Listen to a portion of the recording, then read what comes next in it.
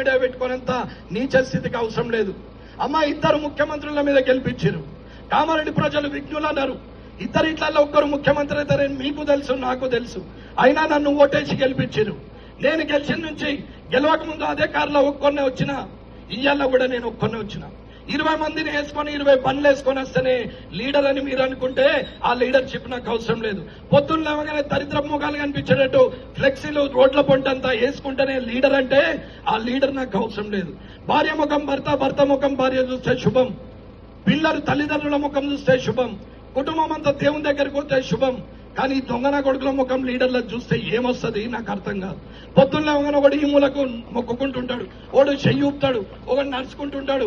సంక్రాంతి పండుగ శుభాకాంక్ష ఆడు ఎత్తనే మనం చేగోలు చేస్తాం, లేకుంటే చేయనే చేయం. ఆడు వినాయక చవితి శుభాకాంక్షలు భాష మాడండి పెట్టినట్టు ఏముంది. దీపావళికి పేనీలు అంతా కూర్చు, సంక్రాంతికి ముగ్గులేపిస్తే కూర్చు. అదే పని తప్ప వేరే ఆలోచనే లేదు. అమ్మా, మున్సిపల్ అంటే కోట్లు. మీకు అర్థమవుతుందా? అభివృద్ధి ఏందనేది కూడా తెలియని పరిస్థితి. 90% జనానికి 90% కూడా చదువుకున్న వాళ్ళకు కూడా మున్సిపల్లో ఇంత ఉంటుందని తెలియాలనే చెప్పిన. అమ్మ, ఎవరికి ఓటేస్తారనేది మీ నిర్ణయం. నరేందర్కి వేసుకోరు, ఇంకోనికి వేసుకొని కానీ నిజాయితీకి ఓటేయండి.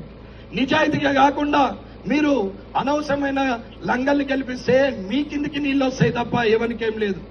అన్న, మీరు ఓటేస్తే ఎమ్మెల్యే, మీరు ఓడగొడితే మాజీ ఎమ్మెల్యే, నాకేం పెద్ద సమస్య లేదు. నేను ఓడిపోయినా, నేను గెలిచినా, నేను పర్మనెంట్. రమణారెడ్డి పర్మనెంట్, నా క్యారెక్టర్ పర్మనెంట్, నా నిజాయితీ పర్మనెంట్.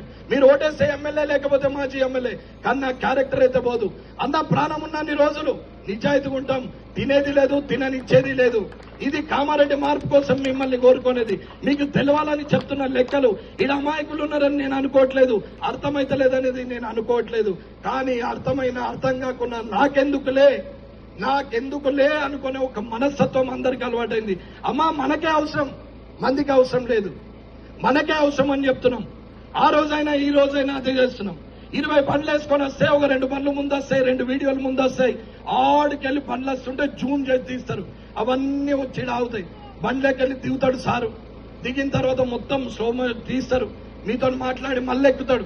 పోతా ఉంటాయి. ఇది మళ్ళా సోషల్ మీడియాలో బాలకృష్ణ సినిమాల బాలకృష్ణ కొంచెం స్పీడ్ దిగుతారు, కానీ వీళ్ళు అంతకన్నా ఎక్కువ స్లో మోషన్ లో దిగుతారు.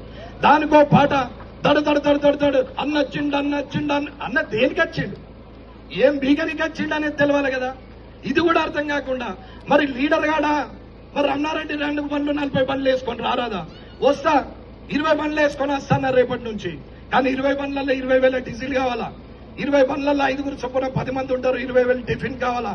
మధ్యాహ్నం అన్నో మంచి నాన్ వెజ్ అన్న నోరు అంతా సప్పగా నిన్ననే తింటాడు, మళ్ళా సప్పగా అవుతుంది. వానికి మళ్ళా 30,000 పెట్టి మళ్ళా నాన్ వెజ్ తినిపించాలా? రాత్రి అట్టికి పోయేటప్పుడు అన్న నోరెండికపోయిందే అని మళ్ళా అనగానే ఆయనకు ఒక పొడుగుది ఒకటి పొట్టిది పెట్టాలి 5 అంటే 1.5 బాటిల్. దాని బట్టి స్నాక్స్ పెట్టాలా, చికెన్ 65. అది తిన్న తర్వాత ఎవరికల్లా 50,000. అన్న వచ్చేటప్పుడు 10 ఫ్లెక్సీలు, 10,000, 1,00,000 ఓన్ దగ్గర సంపాదించాలా? ఎవరి మీద సంపాదించాలా? మీ కావా పైసలు? మీ పైసలు కావా? మీ షాదీ ముబారక్, మీ కళ్యాణ్ లక్ష్మి, మీ సీఎంఆర్ఎఫ్, మీ డెత్ సర్టిఫికేట్, మీ బర్త్ సర్టిఫికేట్, మీ లేఅవుట్, మీ ఇంటి పర్మిషన్, మీ పెన్షన్, మీ రేషన్, ఇవి కావా పైసలు? ఇవిటి దగ్గర తీసుకోరా పైసలు? గట్టిగా సదావానికి మన తాత ముత్తాతలు ఏమని ఇచ్చిండ బండ్లల్లో తిరుగుమని. ఎక్కడి పైసలు? ఇంట్లో ఫ్యామిలీ 5 కాదు, ఉద్యోగస్తులు ఒక ఊరికి పోతే ఇంకో 4 వేసుకొని షేరింగ్ చేసుకొని పోతారే. మరి దాంట్లో నా షేరింగ్ ఇలా కనపడదా? అది నా పైసా, ఇదేమో ప్రజల పైసా. ప్రజలలో నువ్వు లేవా? ఇది తెలియదా? ఇది ఆలోచించకపోతే ఎట్లా? కాబట్టి ఆలోచించుకొని నిర్ణయం తీసుకుంటారని కోరుకుంటూ ఈ అవకాశం ఇచ్చిన మీ అందరికీ ధన్యవాదాలు తెలియజేస్తూ ముగిస్తున్నాను.